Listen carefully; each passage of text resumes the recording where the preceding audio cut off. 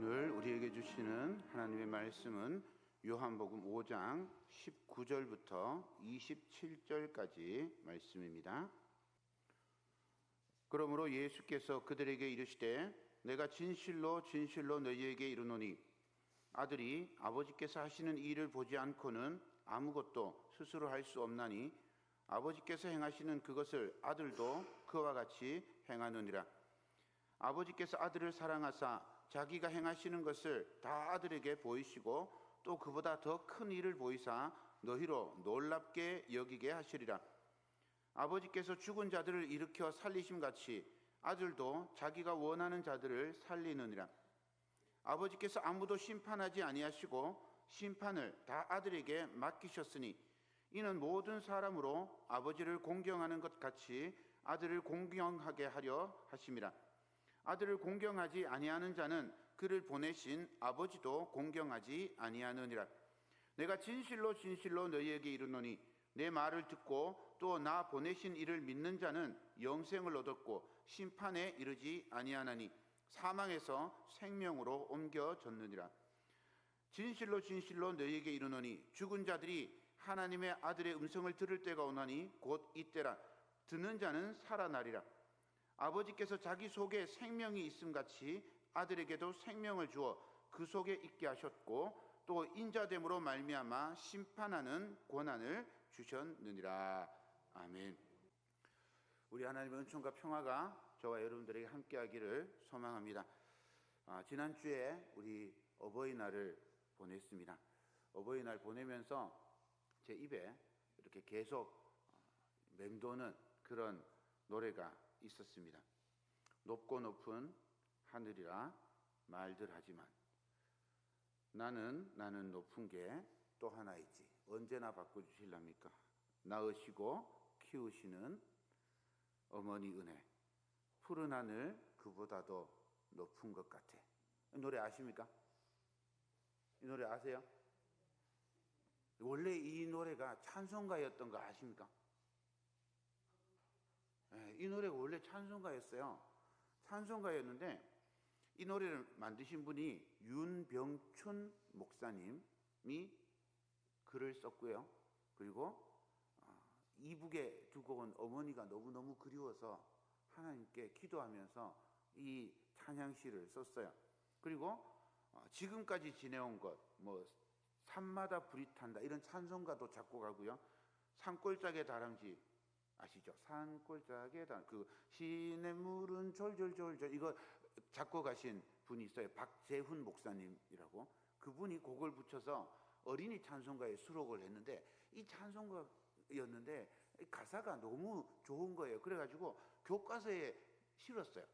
교과서에 실는데 3절이 막 주님 얘기 나오고 막 이러니까 3절은 교과서에 싣기가 좀 그렇지 않느냐 이래서 3절을 빼고 교과서에 실었어요. 그러다 보니까 기억에 1, 2절만 기억이 남는 거예요. 그래서 제가 이 3절을 여러분들한테 소개해 주려고 3절을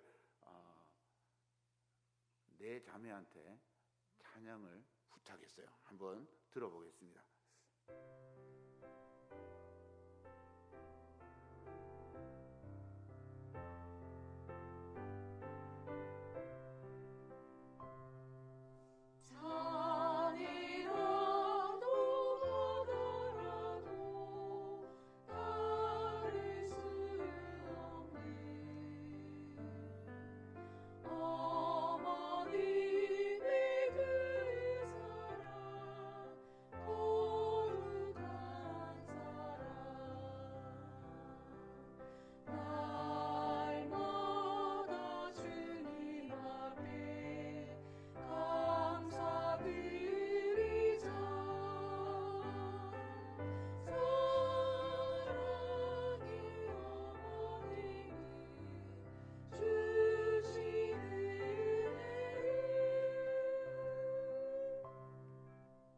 산이라도 바다라도 따를 수 없는 어머니의 큰 사랑은 거룩한 사랑이에요. 날마다 그 사랑을 주신 주님 앞에 감사드리자. 사랑의 어머니를 주신 은혜를. 이게 3절 가사입니다. 우리 하나님의 사랑과 어머니 사랑은 거룩한 사랑입니다. 이 찬양은 누가 불렀는가 하면요, 우리 배영미 목사하고 네 자매가 세 명이 사모고 한 명이 목사고 한 명이 권사입니다.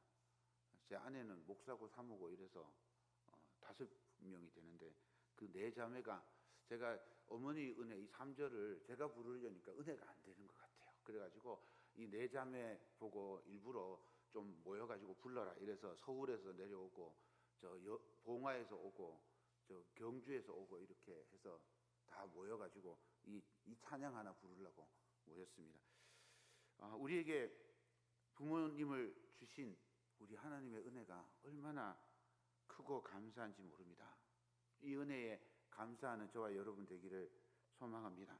지금 부모님께서 생존에 계셔서 함께 하고 계시든지 또 하나님 나라에 먼저 계시든지 우리를 살게 하시고 또 우리를 하나님을 믿게 하시고 구원받게 해주신 그 부모님, 그 사랑에 감사하는 삶이 되기를 소망합니다.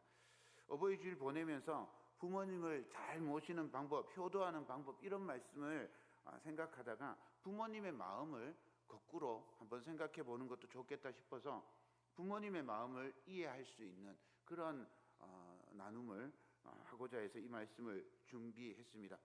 부모님을 하나님의 그림자라고 그렇게 부릅니다. 부모님을 통해서 어렴풋하게 우리가 하나님의 모습을 발견할 수 있기 때문입니다. 하나님의 모습과 성품이 부모님에게서 가장 많이 보이기 때문입니다. 그래서 부모님의 마음을 생각하면서 우리가 하나님의 마음을 조금 더 알아가는 그런 시간 되었으면 좋겠습니다. 부모님의 모습을 통해서 하나님을 발견하는데 그 예로 저는 나오미가 생각이 났어요. 룻기를 보면 이 나오미라는 여인이 엘리멜렉과 결혼해서 말론과 기련을 낳습니다. 엘리멜렉을 한번 생각해 보면요, 조상이 누군지 정확하게 모릅니다. 유대인들이 그 경전 다음으로 중요하게 여기는 탈무드라는 책을 보면 이 엘리멜렉이 나손의 아들이라고 그렇게 기록되어 있어요. 나손의 아들이면 누군가 하면 살몬의 형제라는 말입니다. 살몬은 처음 들어봤는데 이렇게 생각할 수 있는데 살몬이 누군가 하면 라합의 남편이에요. 보아스의 아버지인 거죠. 그러니까 살몬과 엘리멜렉이 형제라는 말이죠. 그런데 뭐 그렇게 중요하지 않아요. 중요한 건 이거예요. 부모의 믿음이 좋았다. 왜 부모의 믿음이 좋았다고 제가 단정할까요? 엘리멜렉의 이름 뜻이 이렇습니다. 나의 하나님이 왕이시다. 이게 엘리멜렉의 이름 뜻이에요. 여러분들 자녀 낳으면요, 신앙생활 하시는 분들은 자녀를 낳으면 이렇게 짓죠. 하람이, 하은이. 무슨 뜻이죠? 하나님의 사람, 하람이, 하은이, 하나님의 은혜. 그죠? 이렇게 지어 예찬이, 뭐죠? 예수님 찬양. 이렇게 신앙적인 그런 고백을 담아서 이름을 많이 짓습니다. 우리 집에 큰애는 신명입니다. 신명 제가 너무 어렵게 지었는데 하나님의 약속이라는 의미로 신명이라고 지었어요. 둘째는 예린입니다. 예림이 아니고 예린이에요. 이건 더 어렵습니다. 예수님의 친구라고 해서 예린이라고 지었어요. 그래서 우리 부모의 믿음을 이렇게 표현하면서 부모님이 예수님이 이웃이 되어서 우리 딸을 잘 돌보고 키워주실 것을 믿고 의지하는 마음으로 이름을 그렇게 지은 것입니다. 그러니까 오늘 본문에 엘리멜렉도 그렇게 이름을 지은 거예요. 나의 하나님이 왕입니다 라고 이름을 지은 겁니다. 그러니 그 어머니가 얼마나 신앙적인 사람이었겠어요. 성경은 사사시대를 이렇게 평가해요. 사사기 21장 25절입니다. 그때에 이스라엘의 왕이 없으므로 사람이 각기 자기의 소견에 옳은 대로 행하였더라. 여호와 하나님께서 그들의 왕이시고 그들을 다스리시는 분이신데 이스라엘 사람들은 왕이신 하나님을 거부하고 눈에 보이는 왕을 찾았어요. 결국 사울을 왕으로 삼습니다. 이런 시대에 엘리멜렉의 부모님은 다른 사람이 뭐라고 하든지 나의 하나님은 나의 왕이시다, 나의 왕은 오직 여호와 하나님뿐입니다 라고 고백하면서 아들 이름을 엘리멜렉이라고 지은 겁니다. 그런데 여러분, 이런 부모 밑에, 이런 믿음의 부모 아래에서 자라도요, 자녀들은 마음대로 되지 않습니다. 사사시대의 이스라엘 백성들이 계속해서 하나님을 외면하고 떠나고 우상을 섬깁니다. 그래서 하나님께서 대적을 일으켜서 징계하시고, 그러면 이스라엘 백성들이 다시 회개하고, 그러면 하나님께서 다시 사사를 보내셔 구원하시고, 이런 일들이 계속해서 반복됩니다. 하나님께서 이스라엘 백성들이 하나님을 온전한 왕으로 섬기고 신뢰하며 살기를 바라시지만, 이스라엘 백성들은 두로와 블레셋 사람들의 그 번영을 보고 그걸 쫓아가고 이방 우상들의 화려한 모습에 눈이 팔려가지고 하나님을 저버리고 우상을 섬깁니다. 이런 때 엘리멜렉이 결혼을 했어요. 그 부인 나오미는 기쁨, 즐거움이라는 뜻입니다. 하나님을 섬기는 시대, 사사들이 지도하던 시기에는 믿음 좋은 가정에서 태어났는데, 하나님을 외면하고 말씀이 기근이 생기는 때에 결혼해서 아들을 낳으니 그 아들의 이름을 말론과 기럝이라고 지은 겁니다. 우리는 말론과 기럝이라는 이름을 들으면 아무런 감흥이 없어요. 그렇지 않아요? 그런데 그 이름 뜻이 기가 막힙니다. 말론은요, 병약한, 불임, 기럝은 허약한, 작은 그릇, 파멸, 이런 뜻을 가지고 있어요.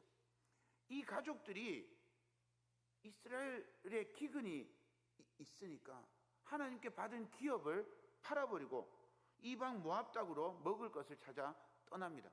마치 누가복음 15장의 둘째 아들이 아버지 유산을 팔아버리고 먼 나라로 도망가는 것처럼 모압 땅으로 가버렸어요. 모압 땅에서 먹을 것을 해결했을지는 모르지만 엘리멜렉과 말론과 기럝은 죽고 맙니다.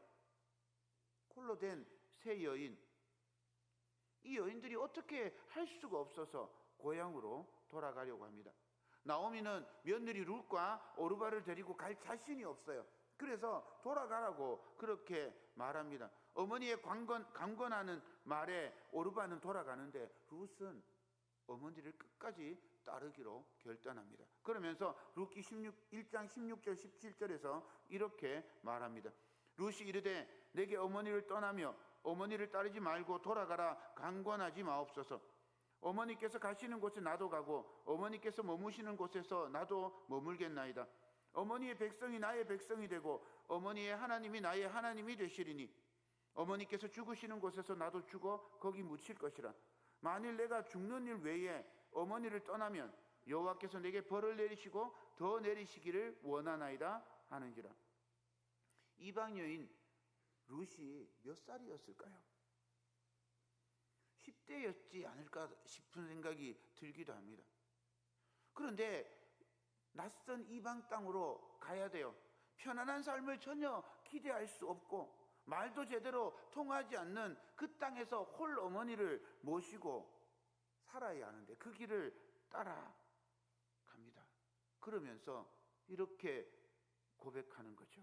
어머니의 하나님이 나의 하나님입니다.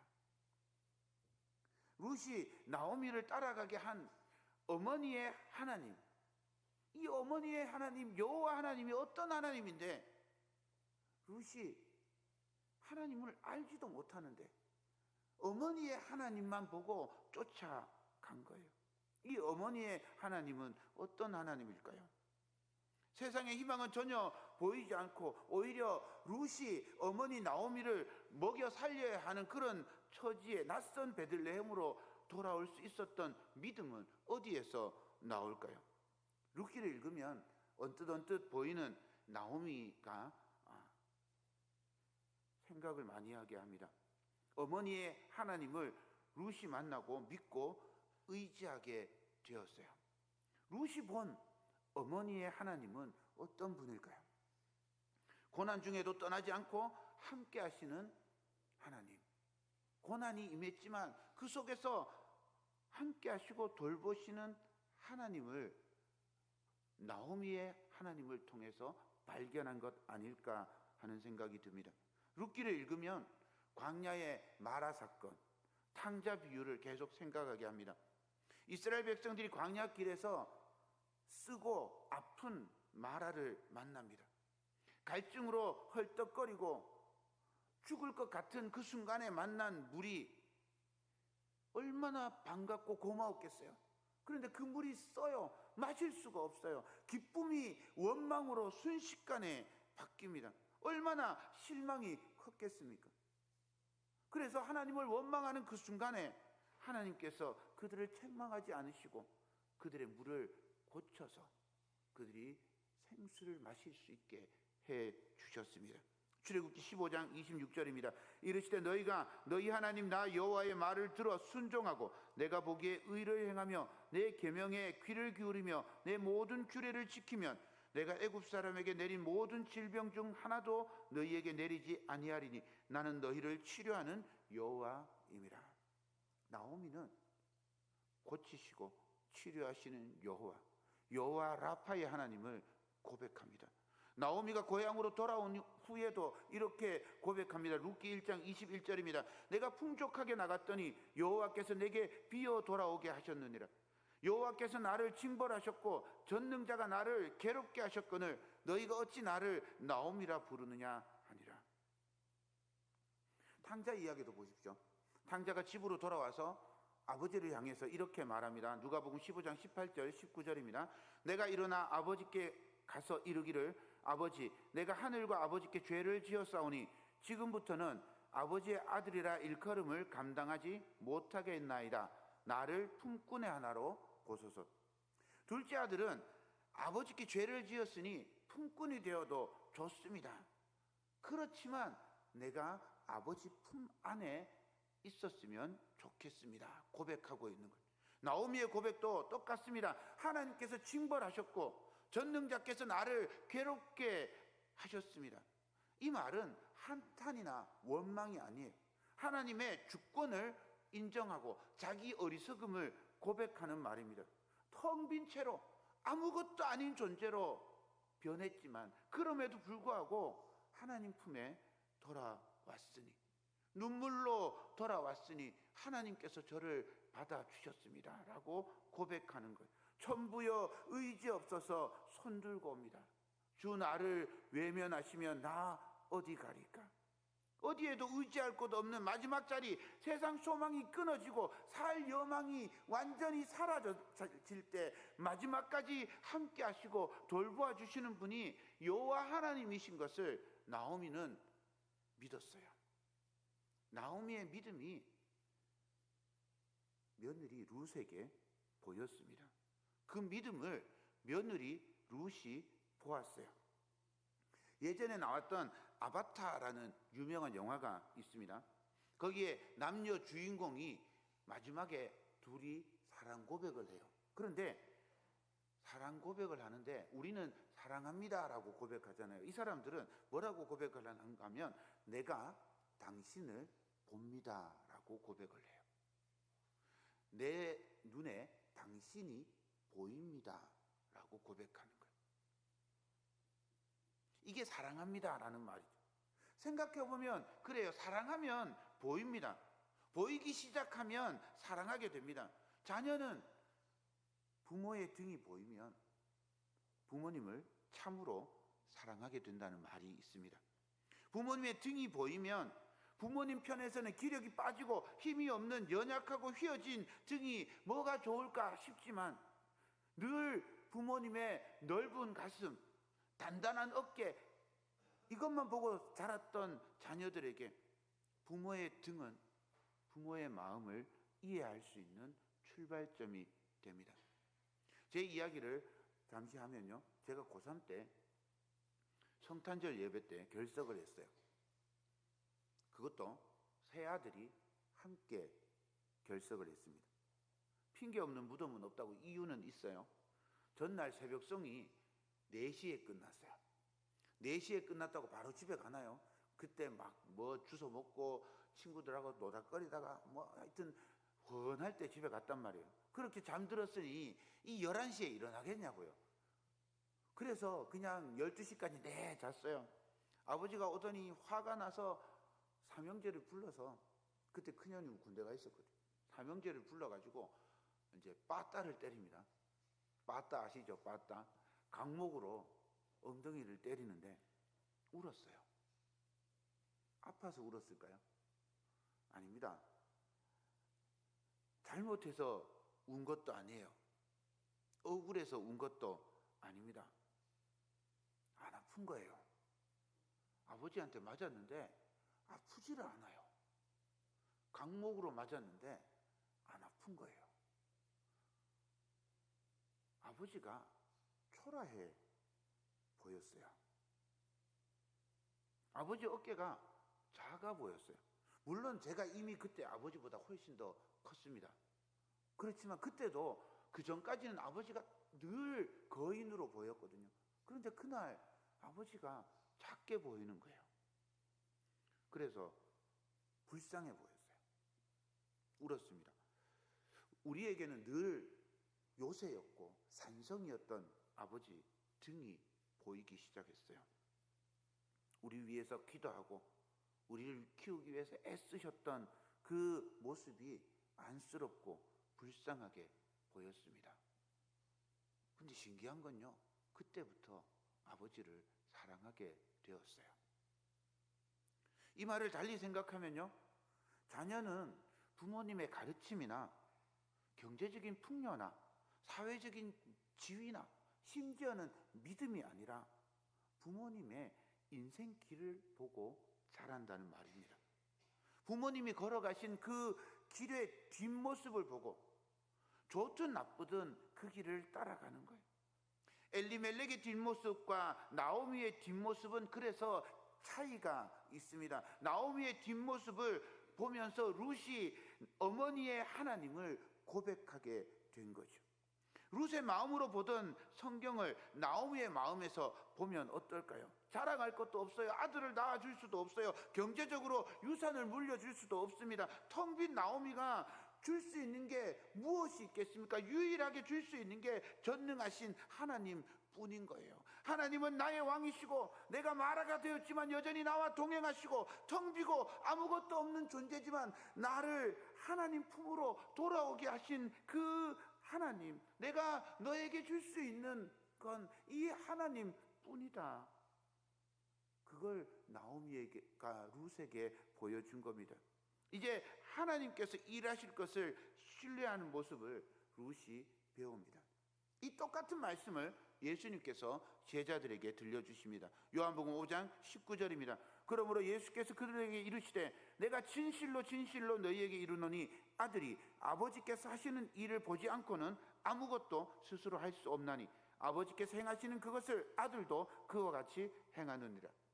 예수님께서는 하나님 아버지께서 행하시는 일을 보고 그대로 따라합니다. 아버지의 행동을 그대로 따라하는 거죠. 아버지의 뒷모습이 아들의 삶이 되는 겁니다. 하나님의 사랑을 보고 정확하게 경험한 아들 예수 그리스도께서 우리를 사랑하시는 겁니다.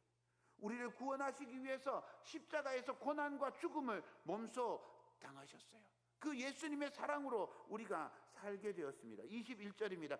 아버지께서 죽은 자들을 일으켜 살리심같이 아들도 자기가 원하는 자들을 살리느니라. 하나님께서 죽은 자 예수 그리스도를 살리신 것처럼 아들이신 예수 그리스도께서 죽은 우리를 다시 살리실 것입니다. 사망 권세 이기신 예수님께서 아버지의 권세로 모든 성도를 사망 권세 깨고 승리할 수 있도록 인도해 주실 줄로 믿습니다.